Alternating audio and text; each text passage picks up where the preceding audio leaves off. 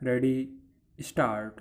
महोदय, भारत में दरिद्रता का साम्राज्य था, इसलिए स्वामी जी ने आध्यात्मिक शिक्षा के साथ साथ दो मुख्य आदर्शों कर्म ही पूजा है तथा मानव सेवा ही ईश्वर सेवा है की शिक्षा भी प्रदान की।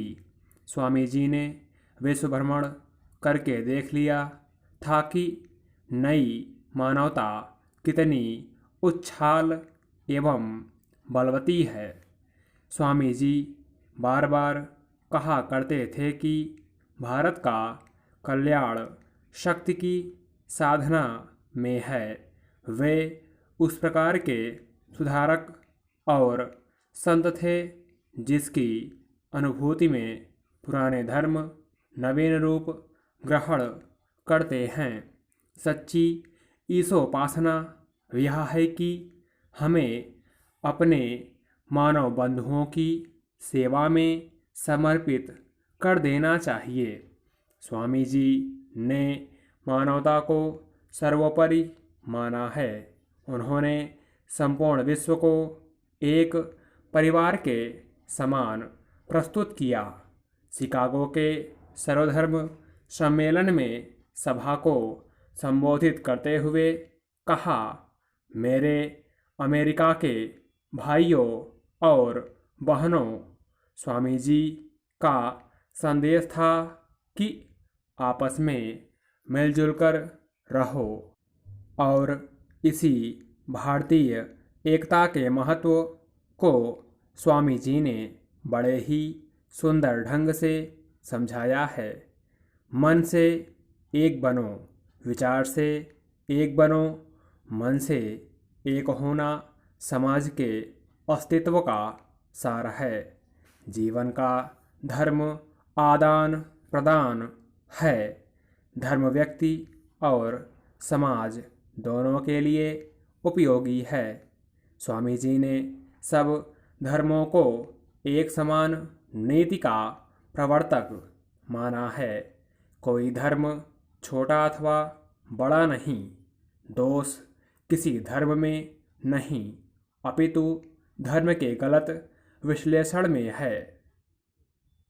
स्वामी जी ने कहा कि हमें धर्म का आधार नहीं छोड़ना चाहिए। याद रखो, यदि तुम पाश्चात्य भौतिकवादी सभ्यता के चक्कर में पड़कर आध्यात्मिकता का आधार त्याग दोगे तो उसका परिणाम होगा कि 3 पीढ़ियों में तुम्हारा जातीय अस्तित्व मिट जाएगा, क्योंकि राष्ट्र का मेरुदंड टूट जाएगा। उनकी महान मानवीयता और सच्ची सार्वभौमिक भावना हमारे दरवाजे पर दस्तक दे रही है। मृत्यु भय कभी कभी मनुष्य को सताता है। अपना मरण तथा स्वजनों का देहावसान आदि अनागत भविष्य के सोच विचार में कोई कोई भय खाता है, दुखी हो जाता है। ऐसी दुश्चिंता क्यों? कभी कभी मनुष्य मृत्युंजय की कल्पना करता है। भगवद गीता के अनुसार अज्ञानी को ही मृत्यु भय होता है, आत्मज्ञानी को नहीं है। जीवन की सफलता के लिए आत्मज्ञान परम आवश्यक है।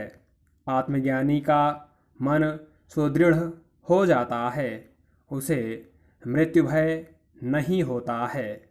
वह अधिक बलवान और धैर्यशाली होता है, विजयी होता है। वह अनश्वर है, उसकी आत्मा अमर है। आत्मज्ञान श्रेष्ठ विद्या है। उसके अभाव में भौतिक अभ्युन्नति की उपस्थिति में भी मनुष्य अशांत तथा दुखी रहता है, दुर्बल हो जाता है।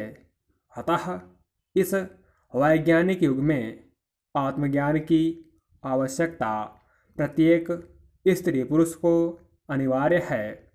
आश्रमवासियों की अपेक्षा गृहस्थाश्रमी को आत्मबोध या आत्मज्ञान की आवश्यकता आज ज़्यादा पड़ रही है।